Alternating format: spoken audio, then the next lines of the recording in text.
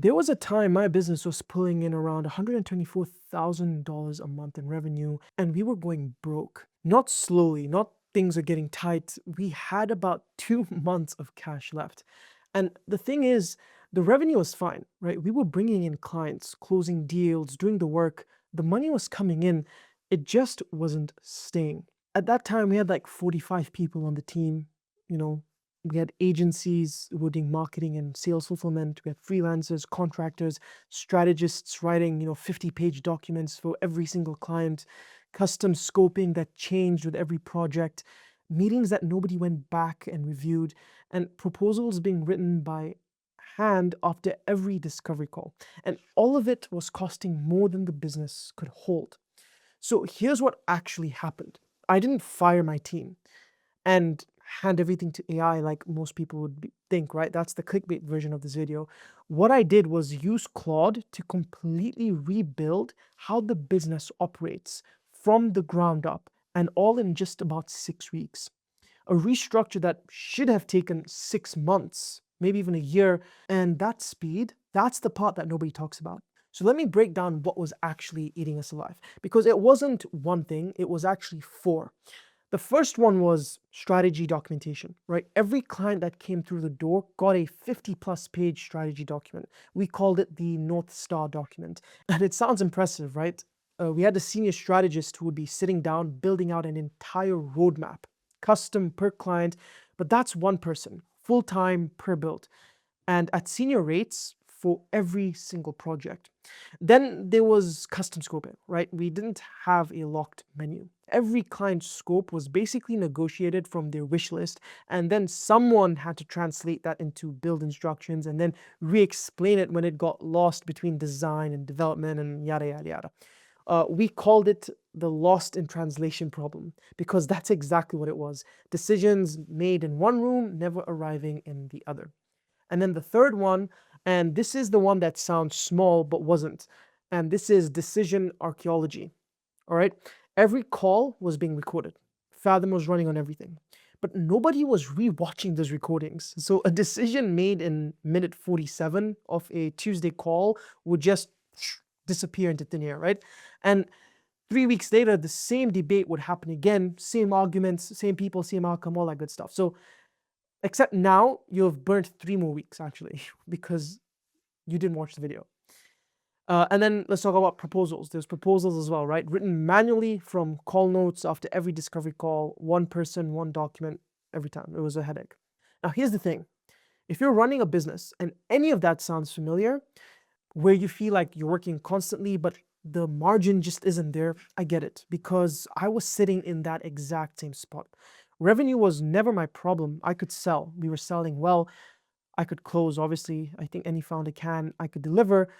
But every unit of delivery was costing us almost everything we were charging for it.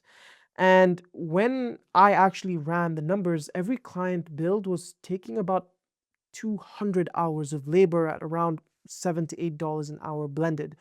So total cost per client around $4,000, let's say.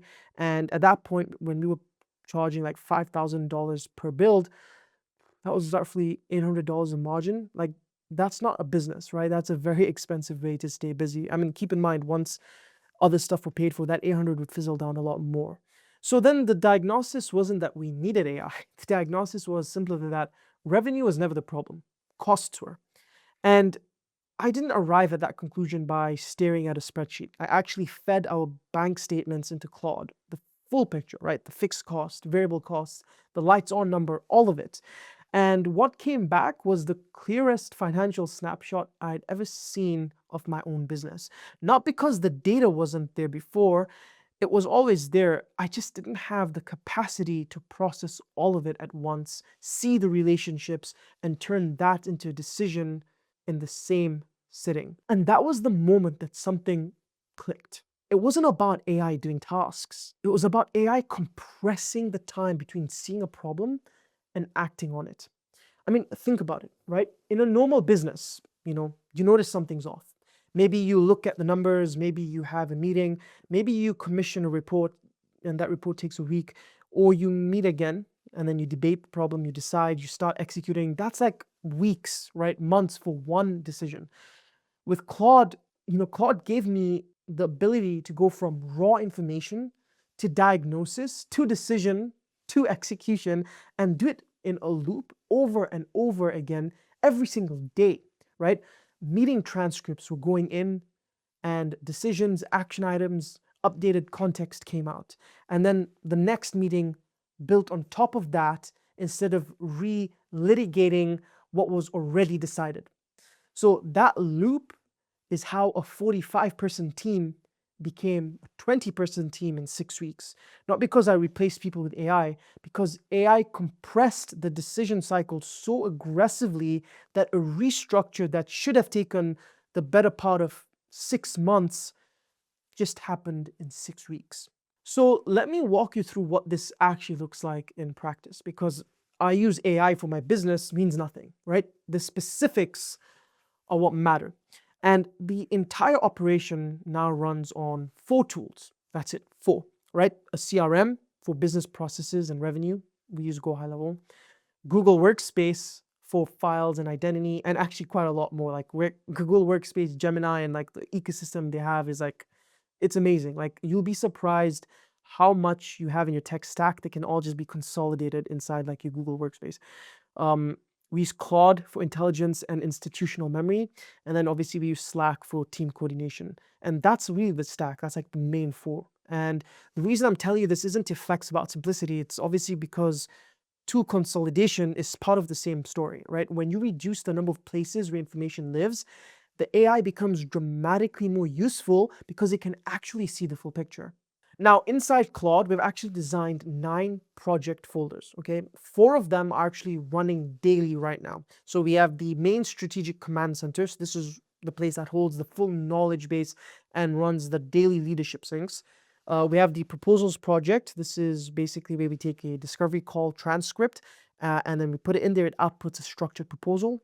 We have the content engine, which produces everything you're watching right now, including this video. Well, at least it helps with the main structure and everything like that. And we have the game plan generator, which basically generated that 50-page strategy document I was talking about earlier, the notes dot entirely. And here's the thing, that game plan is probably the single best example of what AI actually changed. It used to be, like I told you, a senior strategist, weeks of work, 50 plus pages, right? Now it's a 2-pass workflow. A skeleton gets generated at stage 1 from the onboarding report, and then a fully populated version gets built at stage 2, and then a human runs a quality checklist before it even touches a client. And the output is just so much faster. It's actually better. We built something called the 5 laws into the game plan process, right? One of them is nothing naked, meaning every piece of jargon, every asset ID, every technical reference is explained in plain English right there at the point a reader first encounters it. And inside their own stage tab, a human writing a 40-page strategy document almost never holds that discipline all the way through, right? But the AI does every single time. And that's a quality gain, not just a speed gain, actually, now that I think about it. For the proposals project, that works the same way, right? You paste the discovery call transcript and you get a structured proposal back. And what used to be a manual write-up from call notes is now a first draft in minutes. And then there's the one that started all of this, really, right? The transcript processing. After every sync call, the full Fathom transcript is pulled into Claude, it goes in, and then what comes back is a structured breakdown, right? The decisions made, new information surfaced, action items by owners assigned to team members, and what needs updating in the roadmap of that restructure. And the thing that emerged from doing that consistently weeks and weeks after is something we call the decisions and context log. It's now at like version 19, right? It basically versions itself. What it does, it flags when a new decision supersedes an old one instead of silently carrying the stale context forward. Now, that institutional memory didn't exist before. It couldn't exist before because no human on the team had the bandwidth to maintain it. Decisions lived in people's head or in a minute 47 of a recording that nobody ended up watching. Now they live in one place that gets versioned, searchable, and remains current. And that single thing, more than any individual task AI does, is what made the restructure possible. Because every meeting started from where the last one actually ended instead of from where people remembered it ending. Now, I want to be honest about what doesn't work because that's the part most AI videos skip, and it's the part that I actually want to talk about, right? It matters if you're thinking about doing a restructure or trying to adapt your business to work with the world of AI we're living in right now, because you've got to catch up, otherwise your competitor is going to beat you, right? The failures were never that Claude wrote something bad. They were, we removed a human checkpoint too early, right? Let's break into that. Every AI artifact in our production line has a named human who signs off, right? The game plan has a QA checklist. Proposals get reviewed before they go out. Scripts get edited before filming. Nothing runs end to end to a client without a human gate. And that gate exists because it's needed. We also learned the hard way about the technical limits, right? Working with files on a shared drive, it broke. Streamed files came through as 0 byte placeholders and timed out mid-process. So the fix was marking folders available offline and using actual file formats instead of cloud native ones. So I know these are not like the big things, but these are the small things people like miss, especially when you're collaborating with a large team. These aren't dramatic fixes. They're like kind of boring operational ones, but they're the ones that will actually cost you time if you don't know about them going in. And then there's the list of things Claude simply cannot do, right? Obviously, they can't close a deal, can't read a room on a discovery call, can't decide when to hold price and when to split. It can't run an accountability coaching session where a client needs to be talked out of a bad decision or make the final call on a design, right? And the biggest one, be its own quality gate, right? The one time you've tempted to remove that human checkpoint for speed is the exact time it costs you a client. So where is the real takeaway here? And it's not the one you probably expected, let's be honest. AI didn't grow my revenue, okay? Let's be clear here. AI didn't grow my revenue. My revenue was already averaging like 120, 100, at one point, like 120 to 150K a month at that point, okay, back then. And it was actually trending down while all of this was happening, okay? What AI did was collapse the cost of producing a unit of delivery. Remember that number, right? 222 hours per client, roughly costing us $4,000 on a $5,000 build. And then you minus everything else on top of that, right? So that's like a 16% margin, right? The target now is like 150 hours per client through SOPs and automation, and hit that and margin goes past 30%. So same price point, same service, same quality, but actually better quality.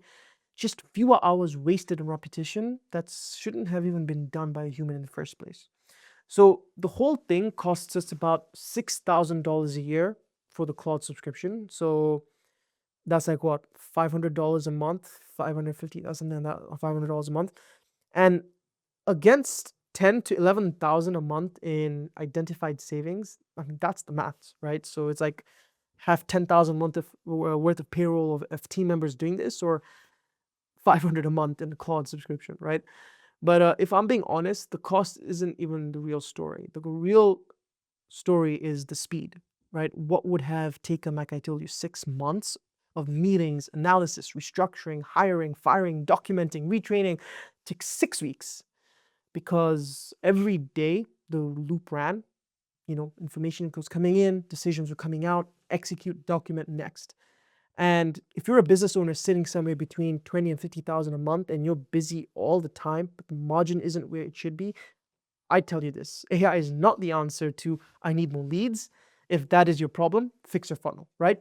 But if your problem is that you're busy and broke, that every client costs too many hours to serve, and that you can't see the picture of your own business clearly enough to make fast decisions, that is exactly the problem it solves. Look, the businesses that win over the next few years aren't necessarily going to be the biggest ones. They're going to be the ones that can move fastest from diagnosis to execution. They'll be the ones that can see a problem Monday morning and be halfway to fixing it by Friday. Not because they have more people, but because they have better systems. All right, if this was useful, please subscribe. I'm going deeper on this stuff every week, the systems, the operations, the real mechanics of running a business on AI, and not just the hype, but the actual processes. And let me know in the comments what's the first thing in your business that you trust AI to handle. Like, I'm genuinely curious, because for me, it was meeting transcripts, and I would have never guessed that that would be the thing that started the first domino that changed everything.